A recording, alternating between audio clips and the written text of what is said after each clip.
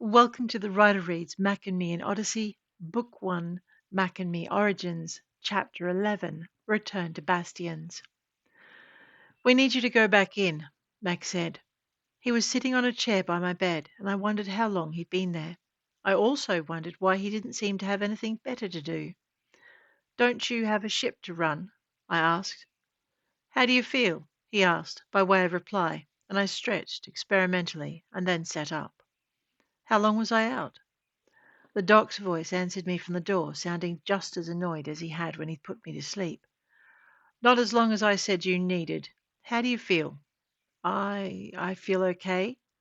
More than you deserve, the doc said, and walked out again. What's wrong with him? He doesn't think you should be going. Going where? Mack gave an exaggerated sigh. Don't you listen? Back. Some of the strike team got left behind. Back? I tucked my knees to my chest and wrapped my arms round my legs before I had registered what I was doing. Bastien? I watched as Mack's expression closed. I'm going in with you. Like that made any difference. However, if there was one thing I'd learned from the last mission, it was that no was probably not an option. I tried to push the fear aside with a different question. Are we jumping? Mack paused and looked at me. Do you want to? His voice was vaguely hopeful, but I shook my head. I don't want to go back, slipped out before I could stop it, and I watched his expression harden. Now there was the Mack I'd come to know and loathe.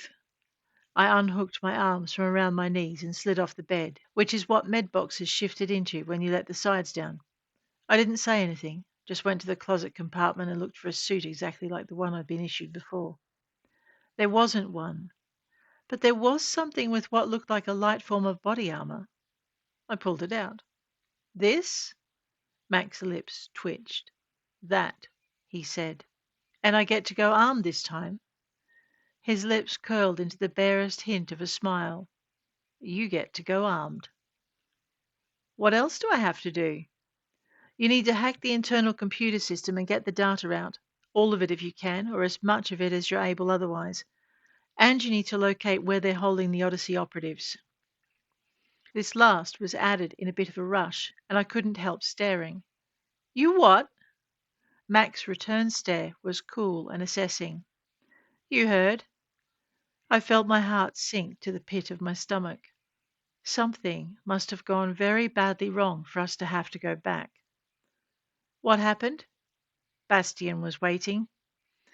I let my hands drop to my sides, felt my cheeks grow numb as the blood drained from my face. What do you mean? You were something new. He had protocols in place for new. Draman? Mack shook his head, and I felt a little sick. I remembered what Bastien had said he was going to do with Draman. Did he? I swallowed hard, tried again. Is Draman still alive? Mack nodded, but his face was still tight. All trace of that little smile fled. But he probably wishes he wasn't. I just bet he did. I didn't bother arguing. I just stripped out of the comfortable gear I'd woken up in and started climbing into the suit. Stopped when Mack gave an amused snort. You forgot your underwear. And so I had.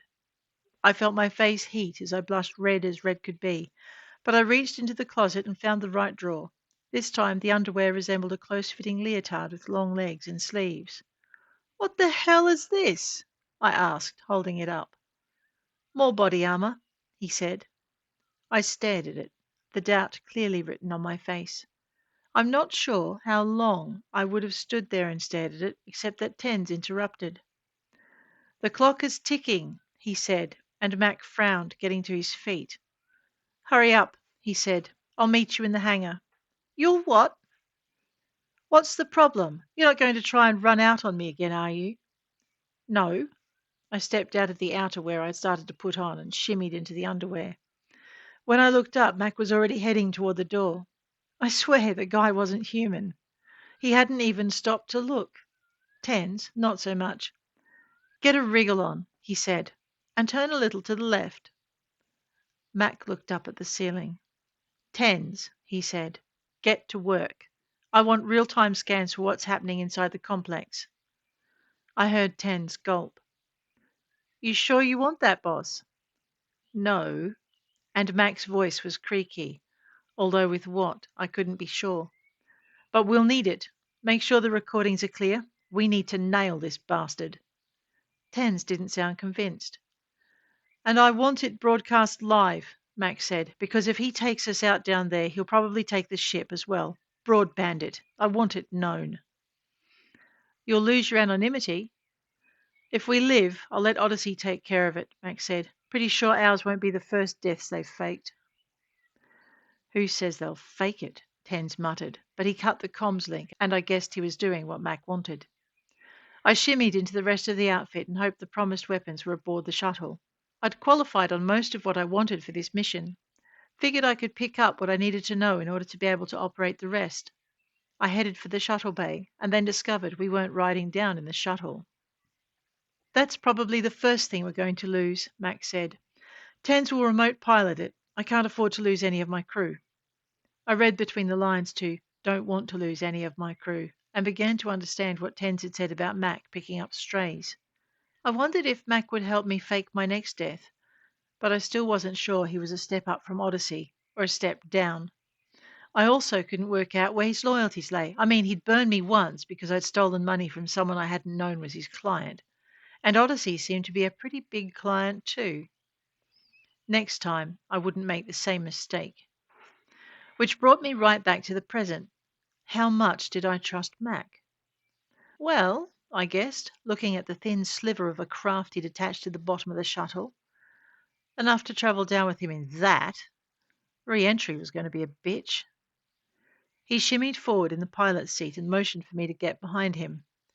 Weapons are in that locker, he said. Check your implant. Tracer for it is in there. Don't lose it, whatever you do. It's Dark 100 down there, and we won't have a lot of time to look for it. I checked the implant, pinged the locker stowed alongside the seat, felt it ping back, and tapped Mack on the shoulder. Got it. Yeah, Ten's voice whispered in my head, right up until Bastien jams it. Do your job, Tens, Mack rumbled, and I realized my implant was a party line. Great. Just great. But the shuttle lifted and the hangar doors opened to space, and Tens flew us right back down to where I didn't want to go. The ride was even bumpier than before, but we detached easily enough, and I watched the shuttle fly away from us as we dropped ever faster earthward. Man, I hope this thing could fly. Shut up, Max said, and his mental voice sounded strained. Yeah, what he said, Tens added, and then cursed just before his link dropped out. Tens? Tens? I didn't... Tens? I didn't like exactly how worried Max sounded. Liked it even less when there was a sudden flare of light from the direction in which the shuttle had disappeared. Hang tight, Max said, and pushed the tiny craft into a steep dive. Seconds later, we were caught and buffeted by the shockwave of the shuttle's destruction. I hate it when I'm right, Mac muttered, and I wanted to argue that he loved it, but I didn't quite dare. Bastien had taken out the shuttle. Tens had broken contact for a reason. I wondered if I could damp my implant, hoped Bastien had only gotten as much out of it as Tens and Mac thought he had, but didn't want to bet my life on it. Literally. Inside my head, I explored what I could find, and then found the mechanism Tens had used to make the implant appear dormant to Bastien's scans. Hoping I wasn't about to be put offline permanently, I flicked it and felt Mac relax, just a fraction. Good girl, he said. Very good. And I was reminded of Bastien's bien fait. Damn it, I was not a dog. For a moment I was torn between giving Mac a good clout upside the head or ignoring him, but he was flying, and it was never a good idea to beat up the pilot while he was flying. I chose to ignore him instead and focused on finding out what was in the pockets of my latest outfit.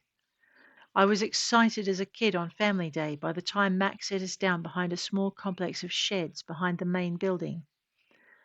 What's in there? I asked, indicating the nearest shed as we unfolded ourselves from the tiny craft. Mac looked at me, and I blushed. That's what you brought me along for, huh? He nodded, reaching under the seat to pull out a couple of snub-nosed pistols while I grabbed the weapons locker and headed for the shed. Mack glanced back at the craft we'd flown in on and nodded. I glanced back to see what he was nodding at and saw the tiny vehicle disappear.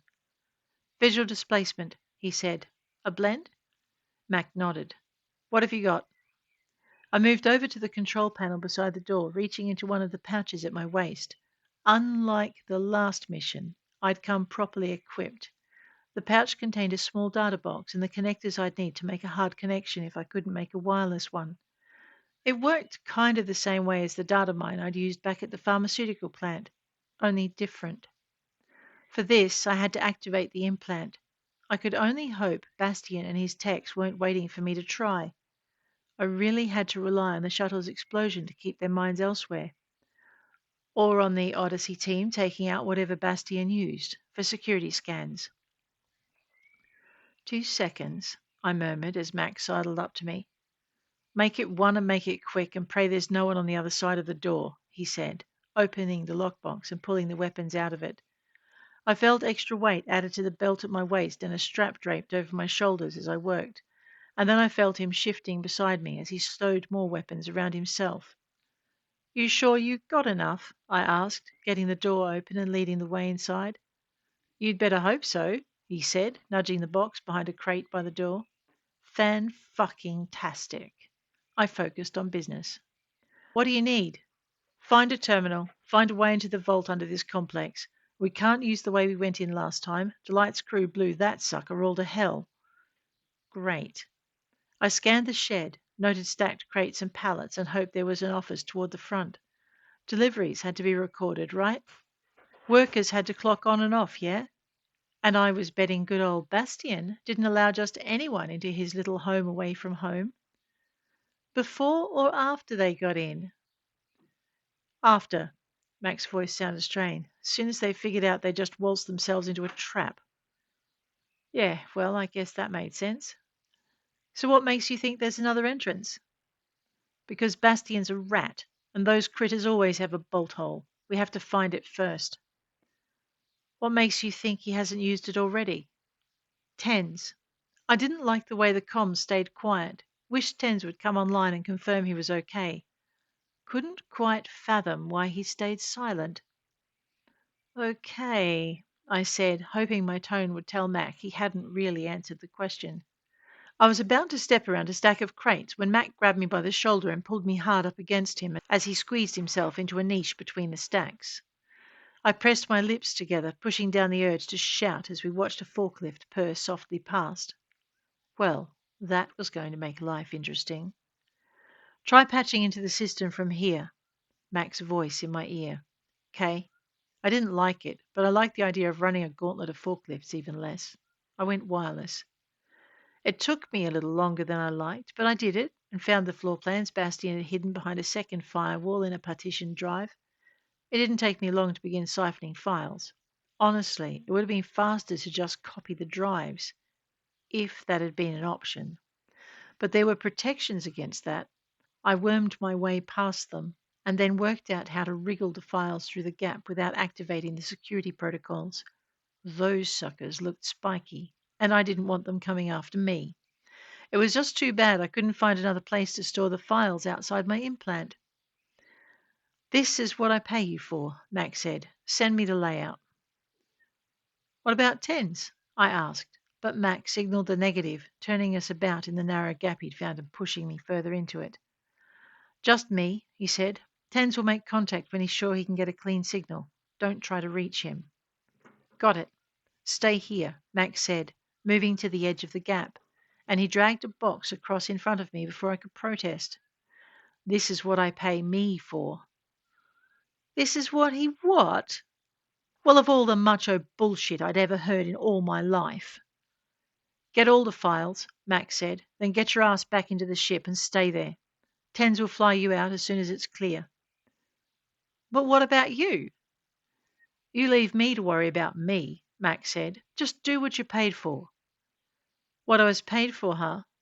I didn't bother trying to remind him that he didn't pay my wages, that Odyssey paid my wages, and that they might have a different view on what my duties were. I caught the look on his face that said he either guessed or knew exactly what I was thinking and didn't agree, so I sighed. Fine, I said. You're the boss.